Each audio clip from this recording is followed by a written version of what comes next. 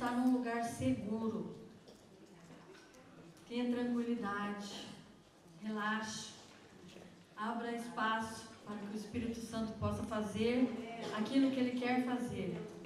Ele não nos trouxe aqui só para esse convívio maravilhoso, para nós nos conhecermos. Eu estou conhecendo aqui pessoas maravilhosas. Já recebi até um convite para ir para Alcobaça. Muito bom, já trocamos aqui telefones e tudo mais. E isso tudo faz bem. E nós vamos sair daqui com muitas novas amizades, com uma expectativa diferente. Mas Deus tem algo a fazer aqui nessa noite. Amém. Nós vamos sair daqui com uma semente e nós vamos ter que plantar. Amém. Nós não podemos retornar do mesmo jeito que nós chegamos. A expectativa, não sei se foi alta ou não, mas nós temos que sair daqui com uma boa bagagem. Amém? Glória a Deus. Mais uma vez eu quero agradecer por essa oportunidade tão maravilhosa. Eu sei que eu sou incapaz. Eu sei das minhas falhas. Mas sei também que Deus pode usar cada um de nós aqui. Sei que provavelmente tem mulheres e homens aqui que ministram muito melhor do que eu. Mas aprove a Deus essa oportunidade e eu estou feliz por ela.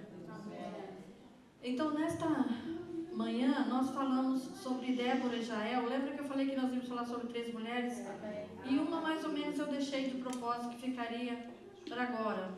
Mas eu quero relembrar um pouquinho que nós falamos sobre Débora. É que Deus chamou Débora, Deus capacitou Débora e Deus dirigiu.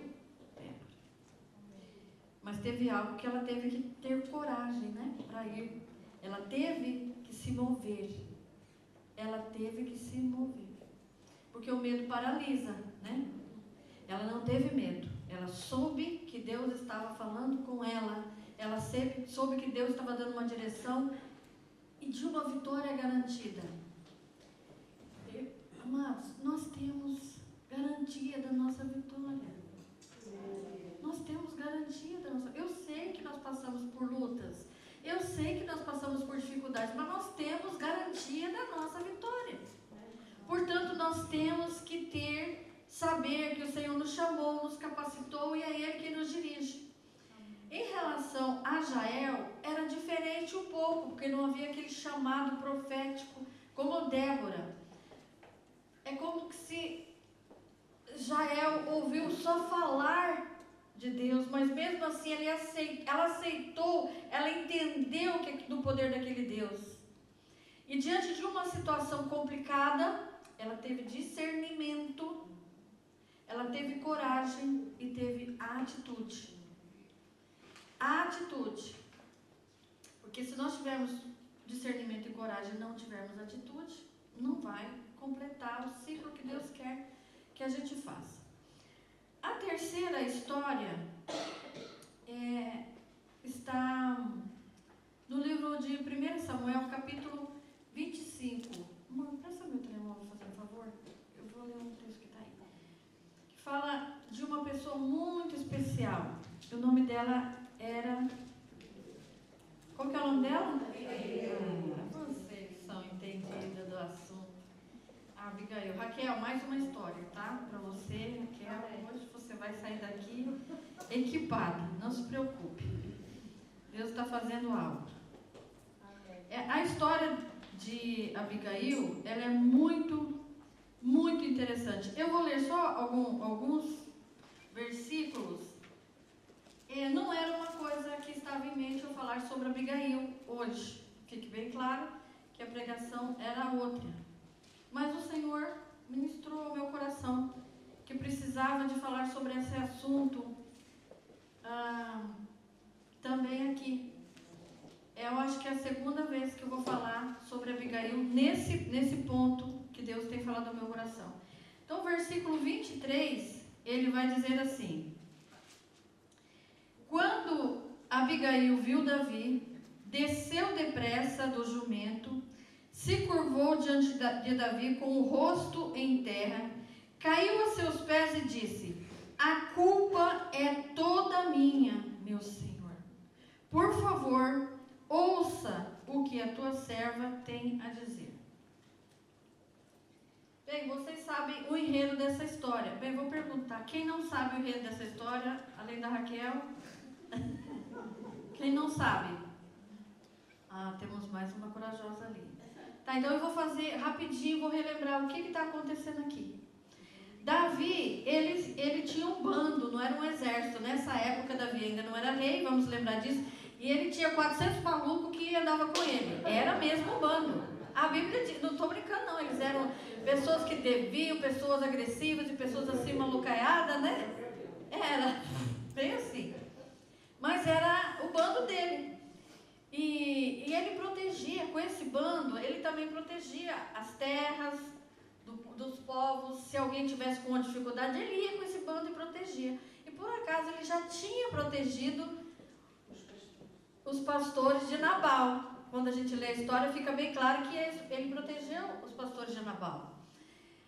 Então ele chega nessa região novamente. Então ele já esteve lá, ele foi de novo e ele sabia exatamente quem era Nabal. Ele sabia o que ele poderia. Ele estava com 400 homens, com muita fome, provavelmente vindo de um combate.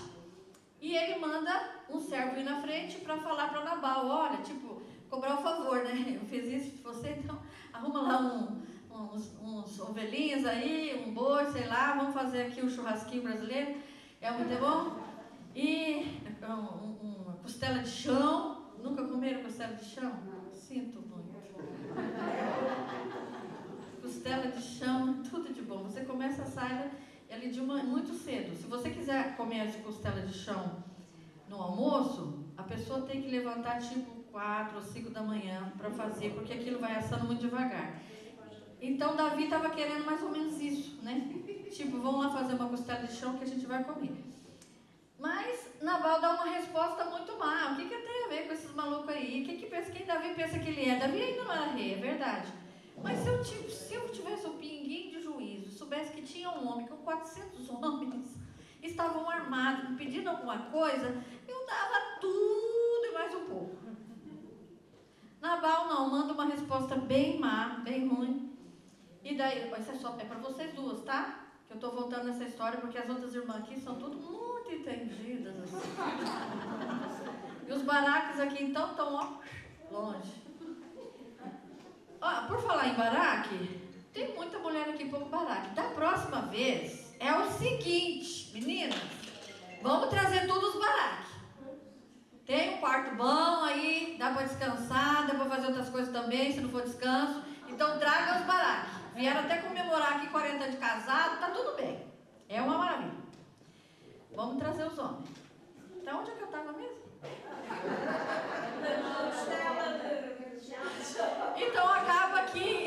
eu não me perdi, mas eu só estou brincando, é claro, né? Quando a Abigail ouve do servo dela a história, porque a Abigail não sabia disso, ela estava para um lado, isso estava acontecendo para o outro lado, a terra era muito grande, e chega o servo dela e conta exatamente o que aconteceu, porque ele ouviu a parte de Nabal, mas o servo falou assim: não, agora está todo mundo lascado, porque Nabal falou isso, vai vir Davi com o bando todo, vai arrebentar todo mundo aqui e vai pegar a carne do mesmo jeito, ele não vai sair daqui sem um bom churrasco. Então ele foi lá para Abigail e falou: Abigail, aconteceu assim, assim, assim, assim, eu aconselho você a tentar reverter, porque não vai sobrar ninguém vivo aqui. De novo aqui, o que é que eu tenho a ver com isso? O que é que eu tenho a ver com isso? Vocês nunca falaram isso? Essa frase, assim, eu não tenho nada a ver com isso. Não? Nunca usaram? Que vergonha, eu já. Isso não é comigo, não tem nada a ver com isso. Isso não é comigo, eu não tenho nada a ver com isso. Ai, que vergonha. Mas ela não fez isso. Ela poderia também, se fosse eu. Então, né? Se fosse eu, vocês não, estou falando de mim. Talvez eu ia procurar o Nabal e falar: ô criatura, o que você está fazendo? Você quer matar todo mundo aqui? Como assim? Chega aí Davi com um bando e você está... Eu ia arrumar uma discussão com vocês. Não, vocês são mulheres tranquilas. Coitado do Haroldo. Eu Davi ia aprontar uma coisa, vai lá agora, desfaz o que você fez, arruma o boi e a carne, vai lá resolver isso. Ela fez isso? Quando acontece algumas coisas assim estranhas, em casa, nas finanças, seja onde for, vocês nunca põem a culpa no marido, pois não? Vocês nunca arrumam uma discussão assim que não vai dar em nada, pois não?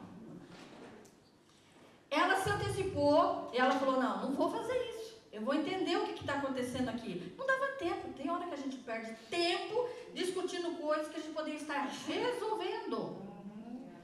Ela rapidinho, olha, você pega os pães, você vai assar o bolo, você vai correr atrás da galinha, você vai pegar ali o cabrito, você vai pegar o vinho, vamos fazer tudo. Ela cozinhou, ela fez uma festa. É porque eles estavam numa certa distância, dava tempo, né?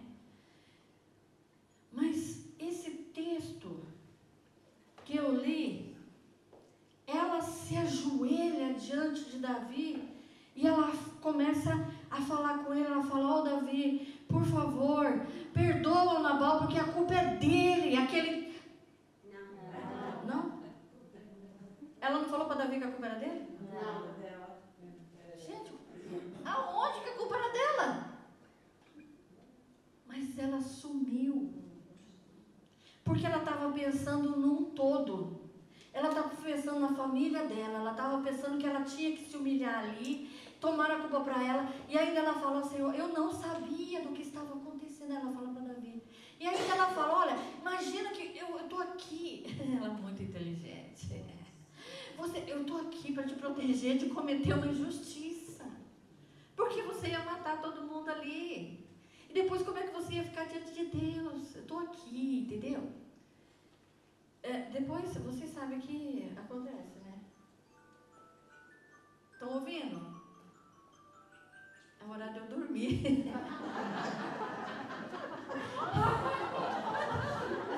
Então eu vou terminar agora, porque eu tenho que ir para a cama. É porque assim, nós estamos no Instituto Bíblico, a gente acorda muito cedo. Eu tenho que pôr ele para despertar às 10 horas e falar para o Rodo, amor, vamos acalmando agora as coisas aqui, que nós temos que dormir, que não vamos acordar muito cedo, porque senão eu me atropelo e acordo tarde. Então ele acabou de avisar, vai dormir. Mas então, vamos voltar lá, né, na nossa conversa. Onde é que eu estava mesmo? Então, Abigail, ela poderia ter arrumado tanta situação ali, e ela pega e fala que a culpa é dela. É o menos provável de se fazer, ainda mais sendo mulher, né? Mulher assumir a culpa não faz muito parte assim, da nossa genética. A gente, assim, a gente sabe que a culpa é nossa, mas diante do marido a gente torce a conversa para ele pensar que a culpa é dele. A gente vai envolvendo aquilo, né? Abigail aqui, não, a culpa é minha. Eu quando eu li aquilo ali, falei, mas que tonta, a culpa não era sua, por que você não foi falar com o miserável, aquele infeliz, aquele troço esquisito que era o teu marido, fez tudo aquilo. Não, a culpa é minha. Ela sabia resolver problema, ela não criava problema. Gente, é tão difícil quando a gente cria problema. Vocês já tiveram a sensação, estão me vendo aí? É tão difícil quando a gente está numa situação e de repente você está pedindo a Deus que Deus te ajude a resolver. E aí, porque de vez em quando a gente dobra o joelho e ora, né? De vez em quando, muito raramente. Não, vocês são Déboras, vocês são mulheres de oração, têm compromisso de orar. Mas quando nós dobramos o joelho e vamos clamar ao Senhor, e o Senhor revela através do Espírito Santo que a culpa é nossa. Tipo, você está passando por essa situação porque a culpa é sua. Aí a gente fica tão sem graça, né? E tem que consertar aquilo. Mas nesse caso aqui, a culpa não era dela. Ela só assumiu uma coisa para resolver um problema. O que acontece com Abigail é algo tremendo, que parece que foge um pouquinho da nossa natureza, como eu já disse, mas tinha ali uma estratégia. Porque Davi sabia que a culpa não era dela. Ela estava amolecendo o coração dele para que pudesse ouvir o que ela tinha para falar, porque talvez até nem ouvisse, já saísse matando todo mundo, porque eles eram bárbaros. Ela conseguiu quebrantar o coração para ouvir o que ela tinha. Ela não ignorou o problema. Ela não esperou que o problema desaparecesse. Ela enfrentou. Às vezes a gente, tipo, dá uma de sons, não, isso vai comigo, né? Deixa, alguém vai resolver isso aí, isso vai se resolver de uma hora ou outra, isso se resolve. Não, amor.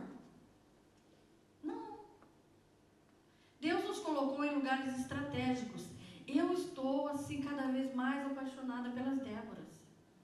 Eu gostaria que nós saíssemos com uma chama no nosso coração aqui, para a gente trazer mais mulheres que se comprometam com esse ministério.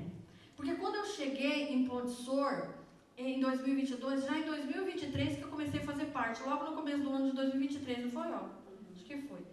Quando eu chego lá, até a Olga hoje, a hora do almoço, estava lembrando, a gente se sente num ambiente seguro, em que você pode abrir teu coração e você pode falar aquilo que você precisa, e você se sente parte do problema dos outros também, porque a gente traz ali assuntos reais que precisam ser orados, assuntos que outras pessoas talvez não vão lembrar, de orar pelas escolas, pelos professores, orar pela janela 1040, pelos os nossos missionários, e tanta coisa assim.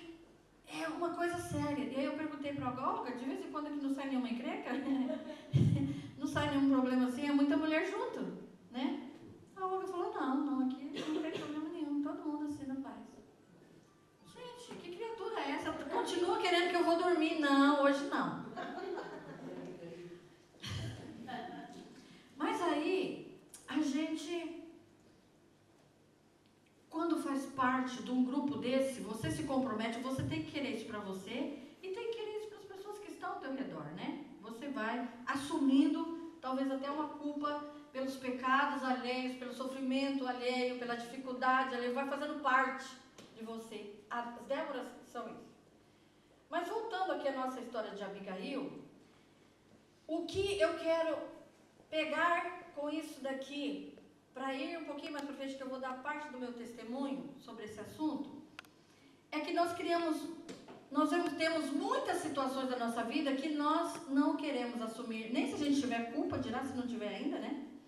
Nós não queremos ir para a batalha, nós não queremos enfrentar coisas, até porque a gente pensa, não, mas eu já estou fazendo alguma coisa, eu estou nas Déboras, eu oro pelas pessoas, né?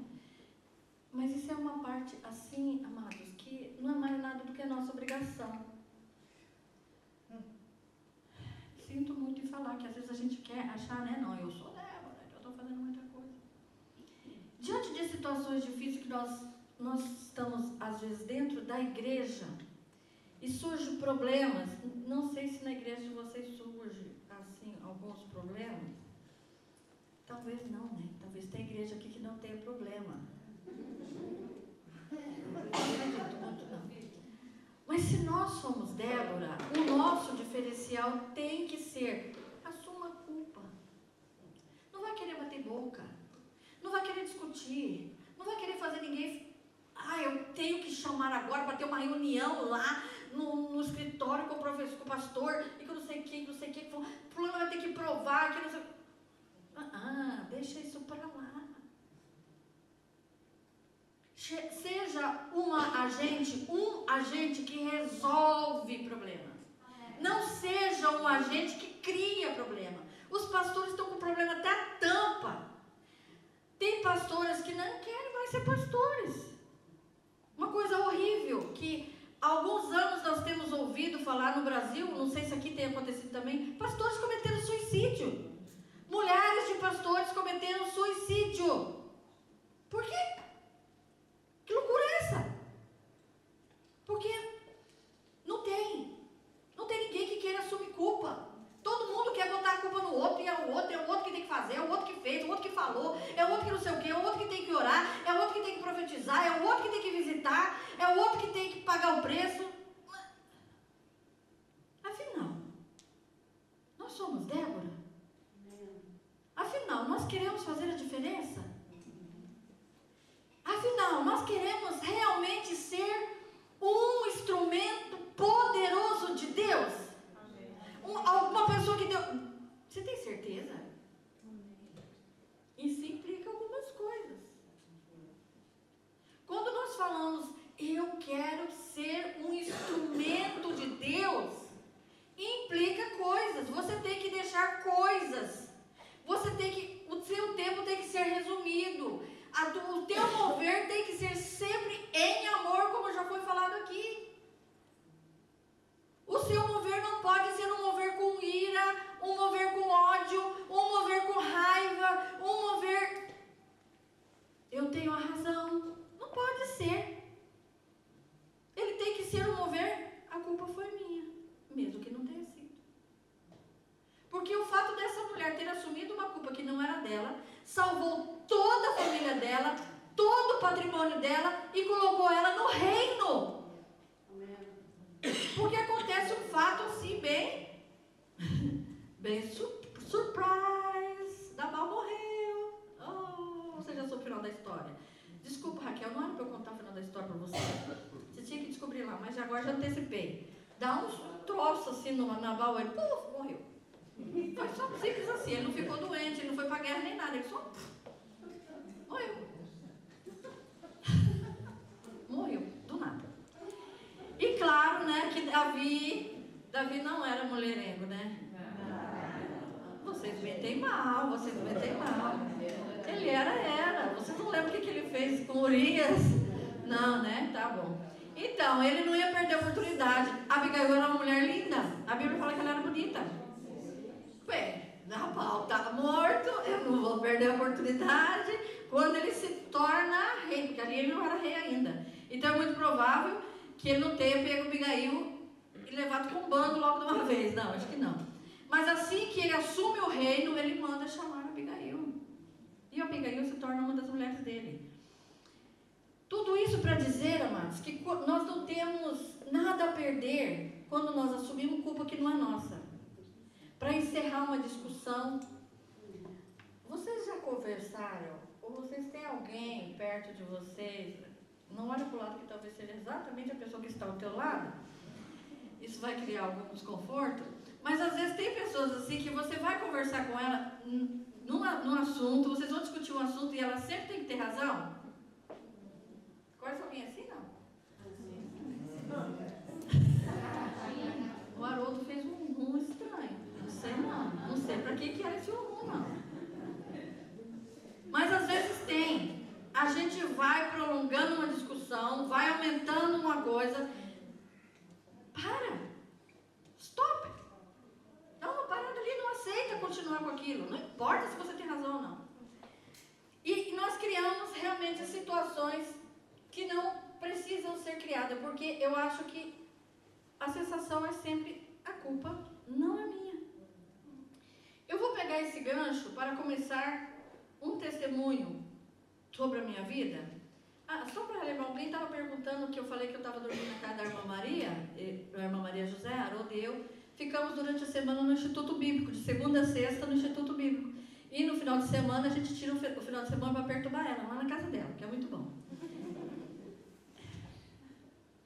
É só para vocês saberem alinhar aqui. Então, eu queria falar um pouquinho de como eu para chegar até aqui, Deus teve que trabalhar muito em minha vida, porque um dia eu dobrei meus joelhos e eu falei para o Senhor que eu iria onde Ele me mandasse ir, que eu falaria o que Ele mandasse eu falar. E um dia eu disse ao Senhor que eu queria ser um instrumento poderoso nas mãos dEle. Você já fez essa oração? Sim. Quem aqui já fez essa oração? Levanta a mão. Alguns não fizeram ainda, vocês têm que fazer logo, hein? Dá tempo ainda de fazer hoje. Então, eu fiz essa oração, e sabe quando lá no Brasil tem uns congressos? Desculpa, que horas que eu tenho que parar?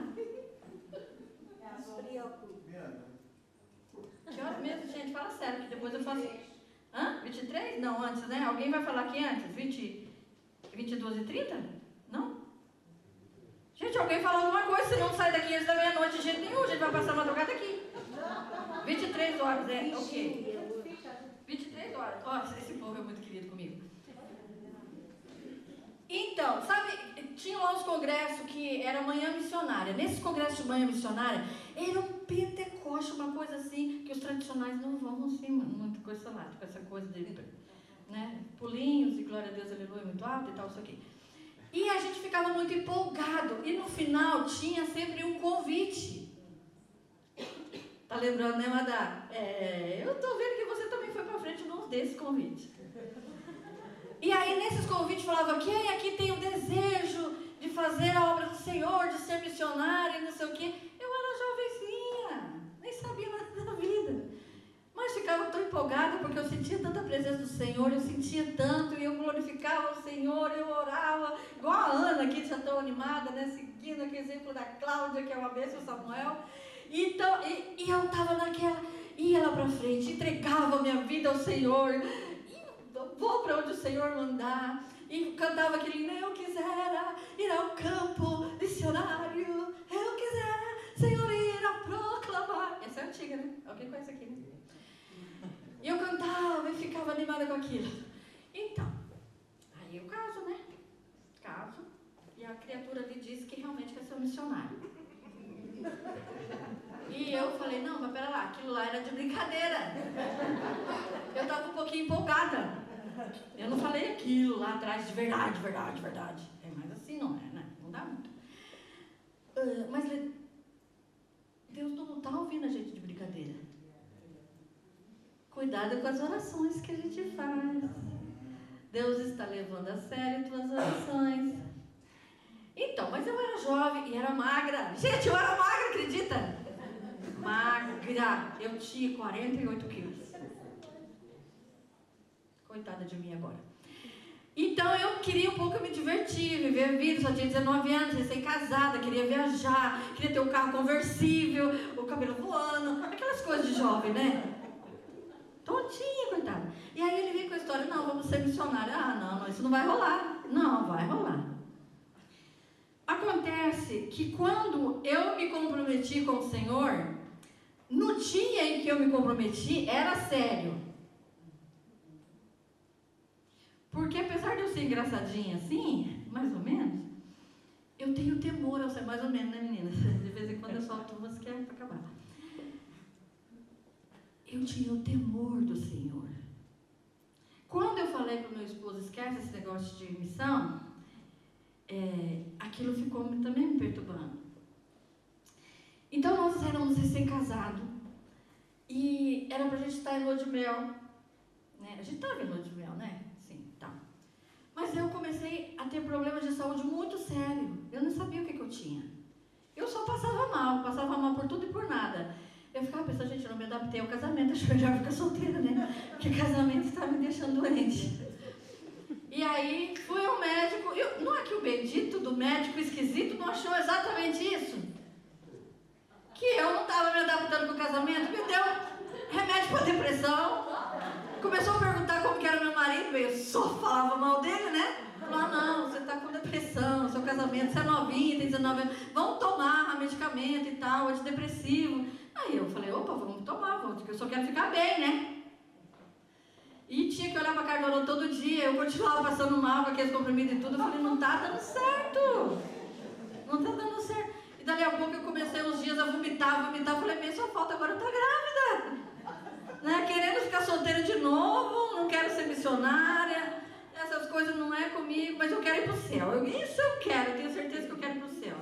Desde que Deus me peça muita coisa difícil para fazer. Desde que Ele me deixe eu sentada de vez em quando. Então, fui de novo ao médico. Agora eu estou vomitando, então vamos fazer o exame, eu sou grávida. Aí fiz o exame lá, o médico falou: então vamos trocar aqui, porque você deve estar com gravidez psicológica. Eu falei: não, eu nem estava pensando em ficar grávida agora, como é que é isso? Tá, só para resumir, porque eu extenso, fui contando detalhes. Eu não estava com depressão, coisa nenhuma. Até que enfim ele resolveu fazer um exame de sangue. Eu não sei onde é que ele fez medicina. sinceramente, não sei aonde aquele médico fez medicina, que alguém devia pegar aquele documento dele. Depois dele ter me entupido de antidepressivo, eu já virava, dormia noite e dia, sem parar. Quando acordava, vinha o Haroldo, queria dormir de novo. Era uma luta. Era uma luta. E eu vomitando daquele jeito e tudo mais. Fez um exame de sangue.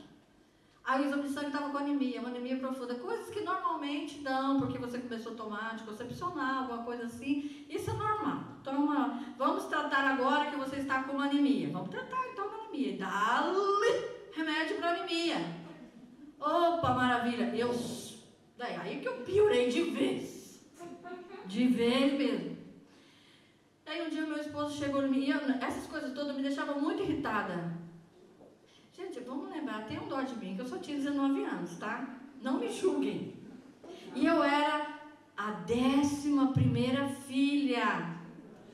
Meus pais tiveram 11 filhos. Vamos combinar, não tinha televisão naquela época. Meu pai era muito animado. Aí, 11 filhos. Então eu era a 11ª.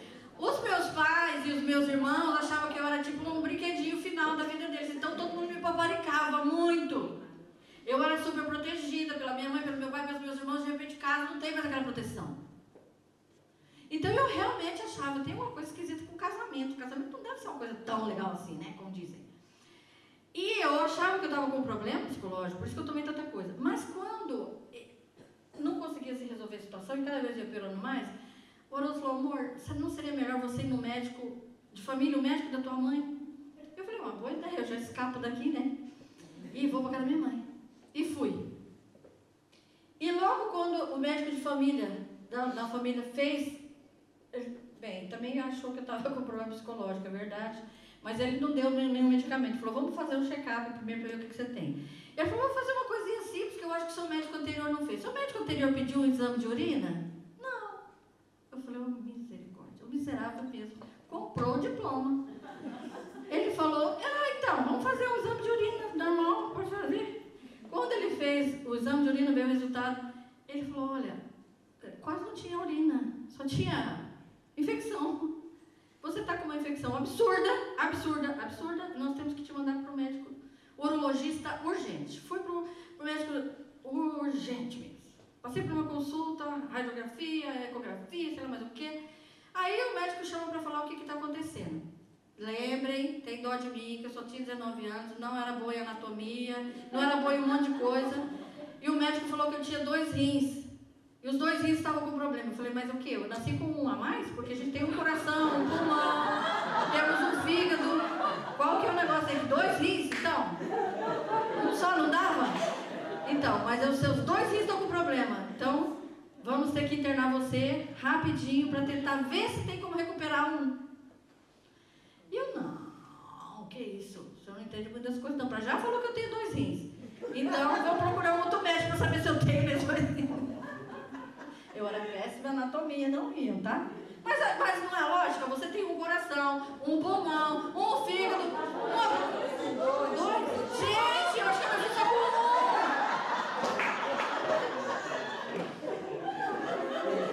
Eu falei que não era boa anatomia, vocês iam querer puxar esse assunto. Culpa de vocês. Tá, mas vamos voltar lá à história. Eu me lasquei toda com isso daí, porque eu fui procurar outro médico. Realmente, o médico falou que eu estava muito ruim, tinha que fazer uma cirurgia de urgência. Eu falei, não é por aqui que eu vou. A minha mãe também não concordou, falou, achou que o médico, porque o médico também não era nada simpático. Ele devia ter me dado primeiro um copo d'água, né, ter falado, né, você quer alguma coisa para você beber mais forte? Talvez um uísque? Ah, não, uísque não. Alguma coisa assim para eu ficar mais calma? Não, já falo, você está muito ruim, tem aqui uns 2 rins e tal, vamos fazer... Não se faz isso com a menina de 19 anos, certo? Não, recém-casada ainda, não. Aí fui para uma cidade que minha irmã morava, que era Curitiba, capital do estado do Paraná, que é um lugar lindíssimo. Se vocês quiserem um dia aí, eu vou com vocês. É só pagar minha passagem que eu levo vocês lá. É lindo, não é? Curitiba é maravilhoso. Fui para lá, aí fomos fazer, de novo, passar pelos médicos. Ah tá, esse médico lá da minha mãe já tinha me receitado antibióticos. E era daqueles injetáveis. Era tão doído que eu tinha que tomar deitada, porque senão eu desmaiava.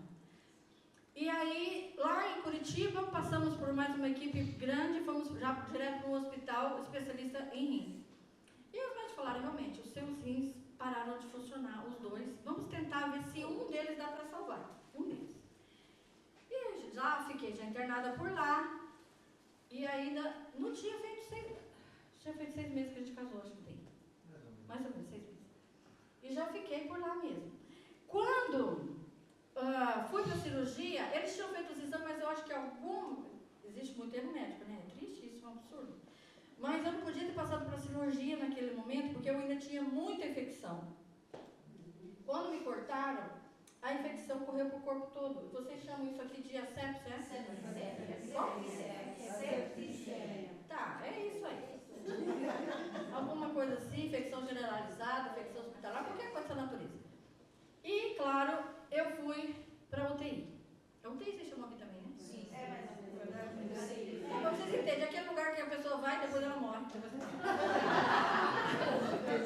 E, gente, eu passei muito mal. E depois lá, eu não sei como é que é aqui, é em todas as UTIs, mas eles arrancam a roupa da gente. Não dá nem pra gente colocar um daqueles roupinha, nada, é sem roupa nenhuma. Só com o lençol, e eu perguntava, mas por que vocês arrancaram minha roupa então? Não, pelo menos um pijaminha, uma coisa assim, não, porque se precisar de ressuscitar, vixe, então o negócio tá ruim mesmo. Tá, aí eu lembro que não tinha mais como furar, porque a veia não pegava mais. Então eles colocaram um catéter e tinha lá 8 vidros de soro, ou mais coisas, e um que saía daqui para tirar o pus, saía do meu rim, da cirurgia que deu errado, isso aqui. E mais outra que entrava lá por não sei por onde, por um buraquinho qualquer, para sair o xixi. Então eu estava assim toda, parecendo uma múmia, toda coisada, né? Gente, vocês estão lembrando que eu só tinha 19 anos, né? Mas lá, com 19 anos, mesmo que eu sabia que eu estava doente, mas ainda não tinha batido ali que eu podia morrer. Ainda não estava nessa coisa. Um dia uma enfermeira chegou em mim e falou assim, escuta, tem alguém que você queira ver muito assim pela última vez? Eu, como assim? A pessoa vai morrer? Ela vai vir me ver, depois ela vai morrer? Como é que a pessoa que queira ver meu filho, como assim? Então, aí eu falei, não, posso ver as pessoas qualquer hora. O que eu vou querer ver meu avô pela última vez? Talvez o seu marido. É verdade, né? Talvez ele. Um dia ele subornou as enfermeiras, porque eu fiquei com um pouco de dificuldade, porque eu só podia ver uma pessoa por dia, e era 5 minutos só. Então tinha meu pai, tinha minha mãe, tinha minha irmã, tinha o periquito, o papagaio, e o Haroldo sempre ficava para depois. Aí um dia o que ele fez? Subornou a enfermeira para ir lá. Não? Você não subornou? Brincadeira. Ele deu umas frutas só para a enfermeira. A minha irmã tinha uma quitanda, vendia frutas, ele levou uma fruta para lá. Mas só brincando que essa enfermeira se apegou muito a mim e ela realmente achou que eu ia morrer. E como eu falei que eu não queria ver ninguém, eu falei, não quero ver ninguém, não vou morrer agora e tal. Ela ficou incomodada com aquilo e deixou o Haroldo ir de madrugada. Ela esperou os médicos dormirem e abriu a porta da UTI para o Haroldo ir lá me ver. Eu falei, bem, agora sim, alguma coisa está mesmo acontecendo, eu acho que eu vou bater as botas. No dia seguinte, ela falou, olha, você... não, foi nessa mesma noite. Você, pela manhã, você vai ser induzida ao coma, vai ser entubada, porque os teus órgãos estão parando de funcionar. Não é mais só os rins, o seu pulmão, você já está com água no pulmão e teu coração não está mais batendo por causa de tanto líquido e tal. E vai ser induzido ao coma para ver se ajuda um pouco. Então foi nessa noite que foi tão tremenda que daí eu pensei literalmente sobre a morte e a eternidade. E então ali eu falei, poxa, que legal ser crente. Que coisa incrível servir a Deus.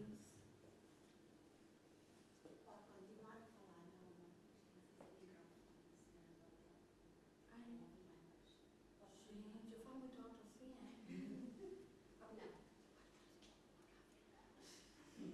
Vocês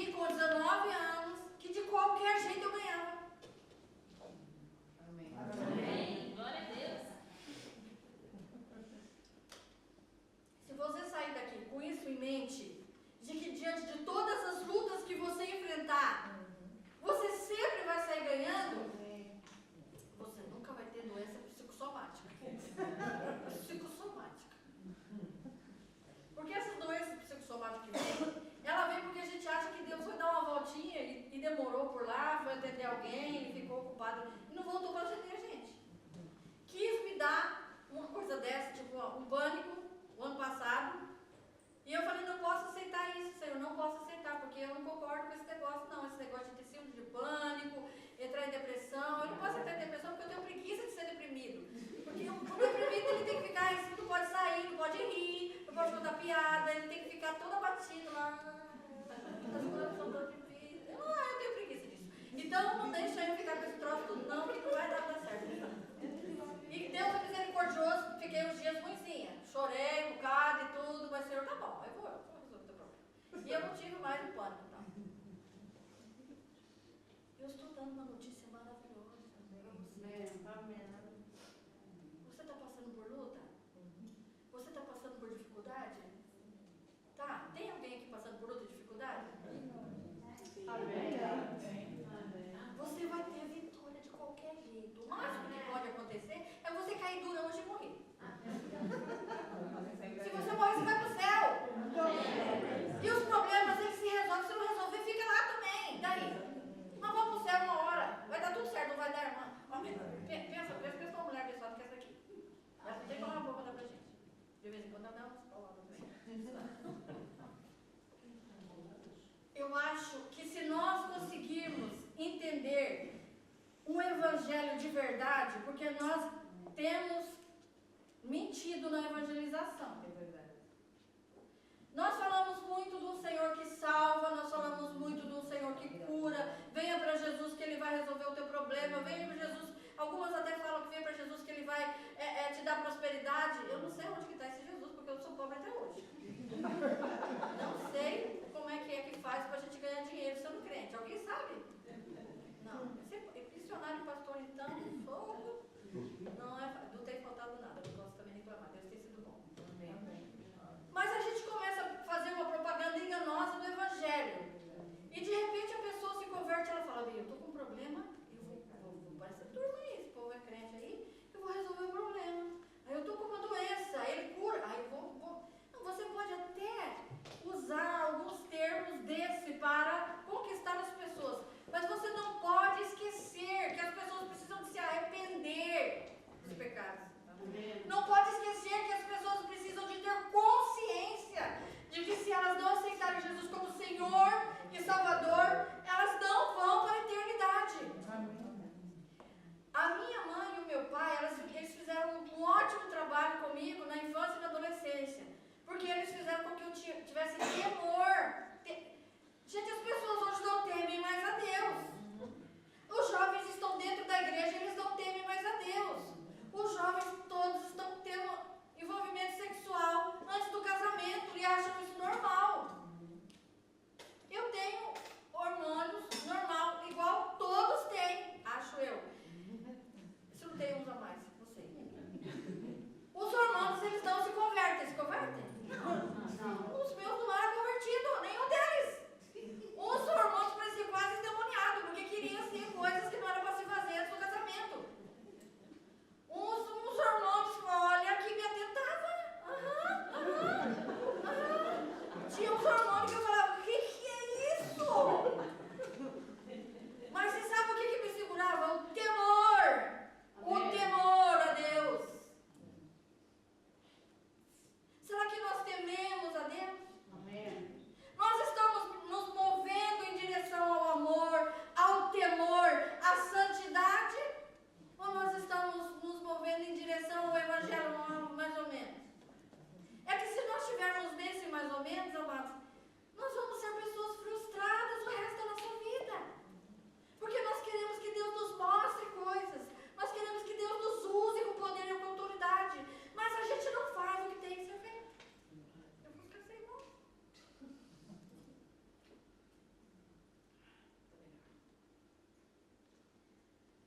Então, nessa fase, eu consegui resolver um problema que eu nem sabia que eu tinha. Eu não sabia que eu tinha fé para viver e fé para morrer. Até ali, aos 19 anos, eu era crente e sim, sabia que ia para o céu, mas eu nunca tinha sido colocado à prova numa situação em que eu tinha que ter certeza absoluta sobre a minha vida eterna. Será que se você for colocado numa situação dessa, você vai estar em paz? Claro que a resposta vai ser sim. Você, todos vocês já estão bem resolvidos. Vocês são Débora de Baraque, está tudo ok.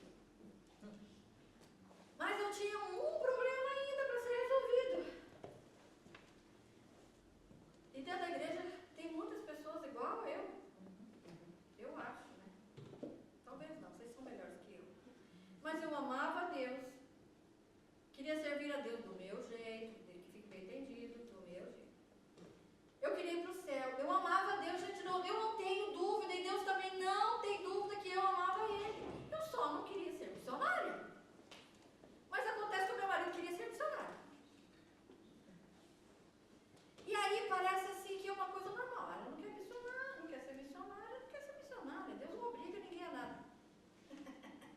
Ai, coitada, Deus não obriga ninguém a nada? Então, Jonas estava morrendo de vontade. Um dia Jonas acordou assim e falou: ai, mas eu estou com tanta vontade para Nínive evangelizar. Eu vou pegar minha Bíblia e vou para Nínive falar para aquele povo perverso que eles têm que se arrepender, porque Deus é bom. Foi assim que aconteceu com Jonas? Não. Ele queria ir? Não. Deus obrigou ele a ir? Ou o miserável queria cometer suicídio? Tipo, joga no mar, que aqui o problema acaba. Gente, quando nós nos casamos, nós nos tornamos uma só carne. Uma só carne. E eu achava que eu tinha o direito de impedir o ministério de Deus na vida do meu marido. Simplesmente porque eu era eu. Como é que era? A Carla tem uma frase, eu posso e mando? Eu quero, posso e mando. A Carla, antes de aceitar Jesus, a frase perfeita dela era: eu quero, eu posso e mando. E eu já tinha aceitado Jesus e acho que estava na mesma frase: eu quero, eu posso e mando. Não vai. Então Jesus teve que trabalhar na minha vida de uma forma diferente.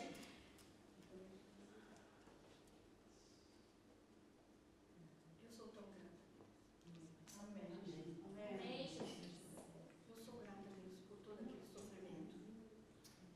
Eu sou grata a Deus por ter passado 3 anos na hemodiálise.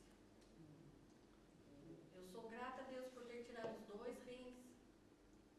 Eu sou grata a Deus porque o Senhor me salvou. Amém. Aleluia. O Senhor me mostrou o que realmente é servir a Ele. Eu deixei de acreditar em contos de fada para acreditar no meu Senhor, Salvador Jesus Cristo. Amém. Eu passei a acreditar num Deus que era meu dono, meu Senhor e meu amado, e Ele ia dirigir, Ele ia conduzir, e eu ia para onde Ele mandar. Mas eu tive que passar por essa situação. Eu não queria nunca que alguém me desse ordem ou me falasse o que tinha que fazer. Isso incluía Deus. Você sabe que às vezes Deus fala com você o que você tem que fazer? Deus fala com a gente o que a gente tem que fazer? A gente sempre faz o que Deus fala que a gente tem que fazer? Não. Mas a gente quer que as coisas dêem certo do mesmo jeito. Eu era essa pessoa. Infelizmente, eu ainda briguei com Deus por muito tempo. Durante o período da hemodiálise, gente, era muita gente orando. Tinha muitas mulheres, muitos homens, muitas igrejas orando para que eu fosse curada. A hemodiálise é horrível. E há 32 anos atrás, 32 anos que eu fiz o transplante, né? Eu comecei a fazer hemodiálise em 1991. 1991 eu comecei a fazer hemodiálise, fiz por 3 anos. Naquela época, as máquinas ainda eram mecânicas, então não tinha nada computadorizado. O sangue, a gente tem tipo um rim artificial que fica no hospital. Você fica ligado a uma máquina, o sangue sai do teu corpo, passa por essa máquina, filtra e depois o sangue volta para o corpo. É isso que é hemodiálise. Só que naquela época, as máquinas não conseguiam nunca manter a temperatura. O sangue saía e voltava noutra temperatura. Então estava sempre passando mal porque o sangue não era o mesmo, não era a mesma temperatura. Então foi horrível, foi horrível. não me separou do Senhor. Amém. Isso não fez eu querer estar em outro lugar, a não ser na presença dEle. O que nós temos que ter consciência é que se acontecer, não quero que aconteça nada de ruim com vocês, vamos deixar claro, porque Deus trabalha na vida de cada um de forma diferente, mas se acontecer é Ele. O Senhor falou no meu coração que Ele fez tudo aquilo por amor a mim, porque eu fui perguntar para Ele. Que a primeira coisa foi eu botar se eu conseguisse, né, botar o dedo no nariz de Deus, era o que eu tinha feito. Eu quis começar a falar com o Senhor, mas Senhor, porque eu sou crente, nasci no lar evangélico, eu nunca saí pro mundo, eu nunca bebi, eu nunca fumei, nunca me prostituí, eu casei segundo os seus preceitos. Comecei a falar para ele. Tipo, você está equivocado. Era para minha amiga, que era para você ter feito isso, não comigo. Eu não mereço. Eu não mereço estar passando por isso. Eu falei para o Senhor que eu não merecia.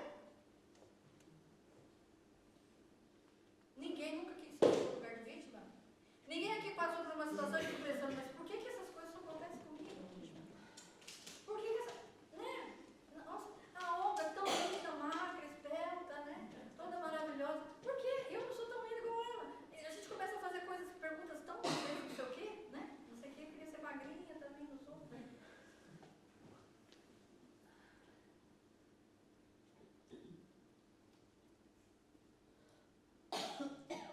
Nós amamos a Deus. O tema do nosso congresso é amar. O amor é o maior Deus. Amém. Mas será que nós amamos Ele em todo o tempo? Ou tem hora que a gente quer entrar em guerra com Ele porque as coisas não estão saindo do jeito planejado? Mas não é do jeito que nós planejamos. Do jeito que nós planejamos. E o Senhor teve que trabalhar por muito tempo na minha vida. Porque enquanto eu fiz a hemodiálise, o Senhor me deu uma bênção, que eu achava que era uma bênção. Eu engravidei. Os meus rins começaram a funcionar. Foi uma alegria tão grande, gente. Eu saí da testemunha para as quatro paredes que Deus tinha me curado e tinha me dado uma gravidez. Eu queria ter um bebê, o que eu mais queria. Naquela época eu já queria. Eu queria muito um bebê. Eu sou muito boa com as crianças. Eu gosto muito de crianças. Criança gosta de mim, não sei porquê. Foi uma alegria. Gente, que alegria. Que alegria. Todas que quando descobriram que estava grávida, não é uma alegria? Então, aí quando eu fui falar para a médica que eu estava grávida, para a minha nefrologista, que eu estava fora já da hemodiálise, meu rim tinha voltado a funcionar, e eu fui, só voltei a abraçar minha médica, eu falei, olha, eu tenho uma notícia maravilhosa para te dar, eu estou grávida, Deus me curou, eu estou grávida. Ela olhou para mim e disse assim, então, a gente vai ter que tirar o bebê, tá? Bem assim na lata. A gente vai ter que tirar o bebê. Como assim? É porque o teu rim não é capaz de funcionar para você ir pro bebê, a gente vai ter que tirar. Não. Meu bebê vocês não vão tirar, não. Isso aqui é coisa que vocês planejaram, negócio de aborto, não sei o que, eu não vou tirar o bebê. Saí, não voltei, mas era minha médica que eu tinha que estar lá todo mês, eu tinha que estar com ela. Mas não fui. Falei, não, vou procurar outro médico. Meu negócio é procurar outros médicos. Falei, vou lá para Curitiba que eles vão me dar um apoio. Fui para Curitiba junto com a minha mãe. A minha médica já tinha ligado para lá, falar da situação. Eu sei que eu entrei numa sala, só tinha 12 médicos. Só 12 e alguns eram psiquiatras. De novo. Não sei como me internaram no manicômio já. Então eles estavam lá para me convencer de que eu tinha que deixar eles fazerem um aborto. Tinha que ser. Não, de jeito nenhum. Se isso tiver que acontecer. Não, Deus nunca ia deixar isso acontecer comigo.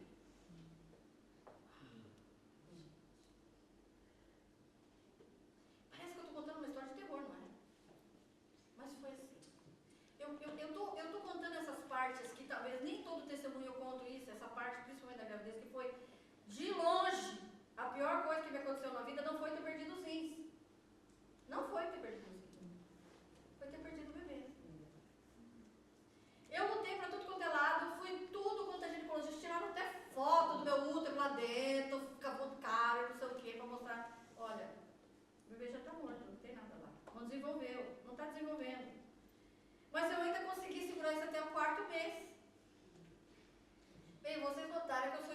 esquisita já, né?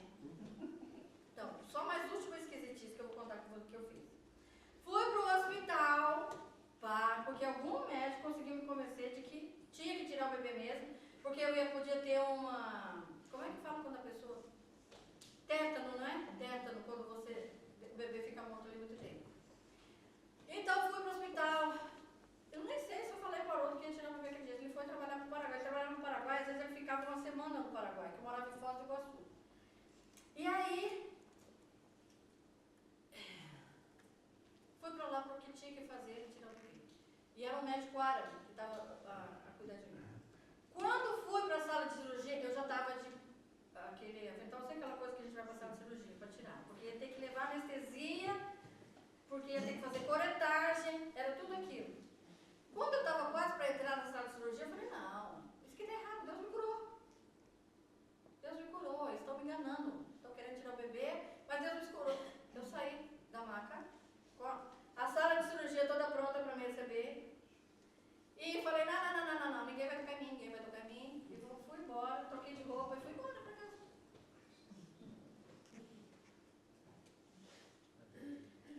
Vocês estão entendendo que mesmo depois da gente aceitar Jesus como Senhor Salvador, da gente servir a Deus, a gente ainda é capaz de guerrear com Ele, a gente não aceita tudo, a gente entra em surtos, porque nós queremos colocar as regras, nós queremos falar para Deus como é que nós vamos nos movimentar, não é Ele. Tá, claro que eu tive que novamente voltar para o hospital, mas dessa vez a situação pior, né? Estava aí com muita infecção, teve literalmente que tirar o bebê, e eu fiquei lá internada por vários dias, tomando muito medicamento, muito para poder tirar a infecção. Por que eu estou sendo drástica nesse testemunho? E o meu marido está aqui, ele sabe que eu não costumo contar essa parte do testemunho, não é? Porque essa parte, ela sempre me feria, me machucava. Não me machuca mais. Porque eu sei que tudo que aconteceu na minha vida me trouxe até aqui. Amém. Tudo que aconteceu na minha vida vai me levar para o céu. Amém. E se eu tivesse acreditado no... Raquel, desculpa, Raquel. Talvez alguém falou para você uma coisa que não era de verdade. A gente continua passando por dificuldade aqui. Só que tem algo muito diferente, não é, irmã Rosário? A gente nunca mais se sente só. Amém. A gente sabe que a eternidade é real. A gente sabe que o Senhor nos ama, mesmo quando Ele permite que a gente passe por situações horríveis. Amém. Gente, eu sentia o amor de Deus, eu sentia o abraço do Senhor, eu sentia a presença dEle. Em todos esses momentos, eu nunca passei um momento difícil sem sentir a presença de Deus. Amém. Amém. Vocês vão sair daqui com uma semente para ser plantada. Essa semente é realmente a semente do amor de Deus. Mas é também uma verdade absoluta quando alguém vier contar uma dificuldade, um problema, uma dor para você. Você vai falar, olha, Jesus, Ele pode resolver todo o seu problema. Realmente Ele pode. Mas se Ele não te resolver, Ele vai te levar para a eternidade. Porque senão nós criamos pessoas crentes. Como é que é? Exato. Nós queremos fazer barganha com o Senhor. Se tudo continua difícil na sua vida ou na minha vida, eu ainda amo o Senhor. Amém. Isso não pode ser uma palavra da boca para fora. Eu tive que provar isso vivendo. Eu amo a Jesus. Eu quero que você saia daqui amando a Jesus. Porque se você amar a Jesus, você vai amar as pessoas. Se você amar as pessoas, você vai pegar o seu tempo para entregar essas pessoas. Você vai se importar com a alma delas. Você vai se importar com a dor delas. Você não vai desfazer dos problemas das pessoas. Porque você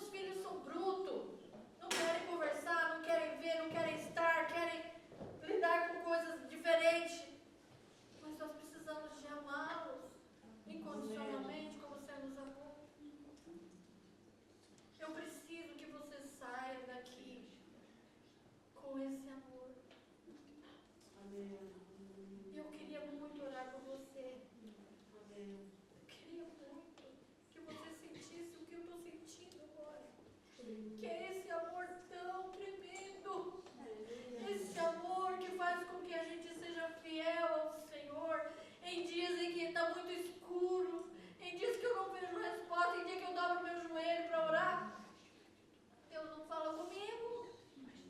Tem dia que eu dobro meus joelhos para falar com o Senhor e falo, Senhor, cadê o Senhor? O Senhor escondeu onde? Que eu não estou vendo. Tem dia que é assim, eu vou ler a Bíblia, leio, e não estou ouvindo nada. Não vi nenhum anjo. Acredita que até hoje eu não vi nenhum anjo? Olha que eu já pedi um monte. E eu amo igual. Você precisa de amar esse Jesus. Porque se você amar o Senhor só quando Ele te der coisa, você não sabe o que é o amor. Se você quiser ter sempre razão, você não sabe o que é o amor.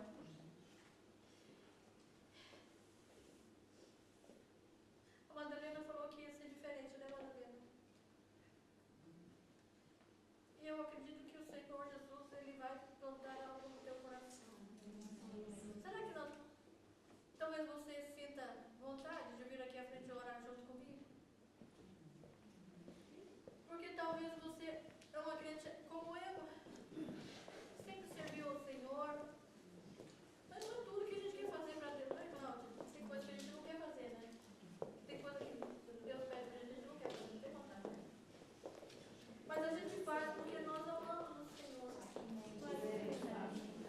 Nós amamos o Senhor. Jesus ama. Jesus ama. O que é que você fez para merecer o amor do Senhor? O que é que nós fizemos para merecer que Ele morresse na cruz por nós?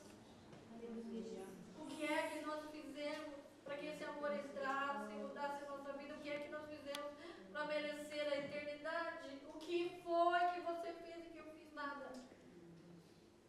Nós olhamos para pessoas que não têm Jesus e a gente fala, Senhor, eu não sou melhor que ele, mas o Senhor entrou no meu coração. O Senhor quer te encher nessa noite para você transbordar da cidade onde você vai. Você é uma Débora, você é um Baraque. Você é uma Débora e Baraque na tua cidade, nos lugares da tua família. Você precisa de transbordar esse amor. Porque Jesus volta. Tudo aqui é muito passageiro. Se você tem uma vida confortável, se você tem uma vida com fartura, se você tem uma vida com saúde, se você é magra, né? É tudo bom, mas é passageiro. Passageiro, gente. Mesmo que tua vida seja perfeita, que você seja quase a rainha da Inglaterra, se você for muito bom aqui, isso também é passageiro. Não é só a dor que é passageira, não são só os problemas. Ana, eu sei, Ana, mas isso também é passageiro. Pode durar até você estar com 80 anos, mas você vai passar. Amém. Nós temos a eternidade. Amém. O que nos move é a eternidade. Nós vamos chegar lá, nós vamos chegar lá, nós vamos chegar lá. Amém. Aleluia. E se o nosso coração não estiver cheio, transbordando, isso não vai funcionar. Então nós vamos orar. Eu quero que você coloque a mão no teu coração agora, os que estão aqui, os que estão aí atrás também, como se você estivesse falando para o Senhor, falando, fazer com que esse amor transborde. Porque eu sei que você já tem ele aí. Você já tem o amor de Deus, mas ele precisa de transbordar. Oh, aleluia, aleluia, aleluia, aleluia, aleluia.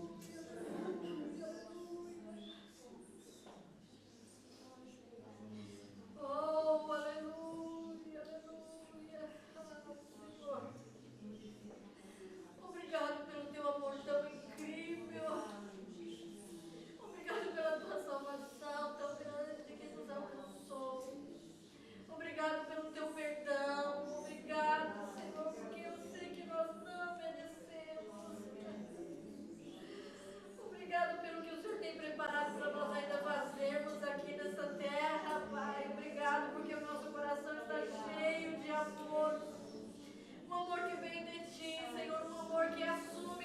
caminhei